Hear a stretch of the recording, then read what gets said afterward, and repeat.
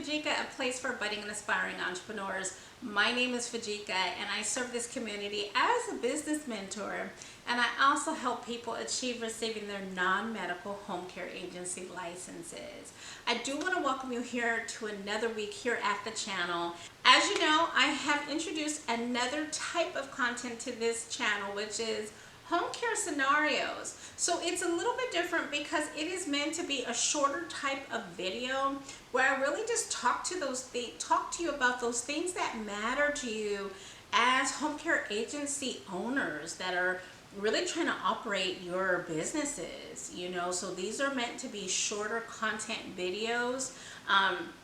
I did the first one last week, if I'm not mistaken. And if you missed it, I'll go ahead and link it in the video description below.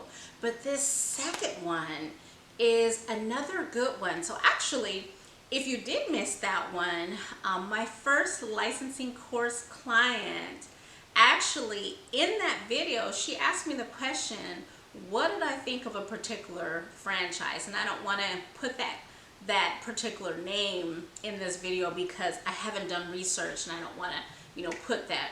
My commentary here is not about that particular franchise. It's just franchising in general. So immediately you could even see in the commentary, I was like, hey, send me an email because I'm interested in wanting to know about what's going on with your agency, right? For me, that was the bigger picture. So we ended up actually getting on the phone and having a conversation, and I did ask her, hey, do you mind if I share this information? So she gave me the go-ahead. So after having a conversation and getting a little bit deeper, I knew this was a perfect home care scenario because what she said to me, some of you will actually, this will happen to you. And as a matter of fact, I have another client right now who is going through this very same thing. So shortly after building her clientele, what started happening is some of her clients actually started passing away.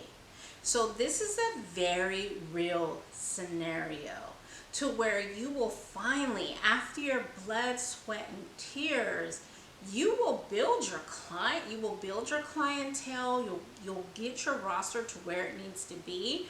And unfortunately, that is the cycle of life for your home care agency. You will see that you will have that cycle to where some of your clients will begin to pass away. And so as she was sharing during that conversation, your rent is still due, your insurance is still coming due every month. And so as you're working to build that roster back up, her natural question was, should I now start to work with this franchise who can, kind of supplement as I'm building? And so I just had a couple of base questions for her. What is this franchise fee? What does the commitment look like? In other words, is there a contract? What does the obligation look like for you? What about your agency? Those types of things. And as we started talking through, she had done all of her homework. There was no contract. The franchise fee, the way I understood it, is it was a per referral basis. And so it was kind of more, for lack of a better word, it was a kind of pay-as-you-go type thing. So as you were being referred, you were paying for those connects. Looked like also they were also referring even caregivers, So all the questions that I had asked her, she had an answer for. She had also reached out to some other friends, other business connections that she felt comfortable sharing this scenario with, sharing the situation with. It all seemed positive. This was, again, a temporary situation that still allowed her to still work on her business. But again, this would kind of supplement her so that she could keep her business going, continue working on her business. So at the end of it, it almost seemed like, why not?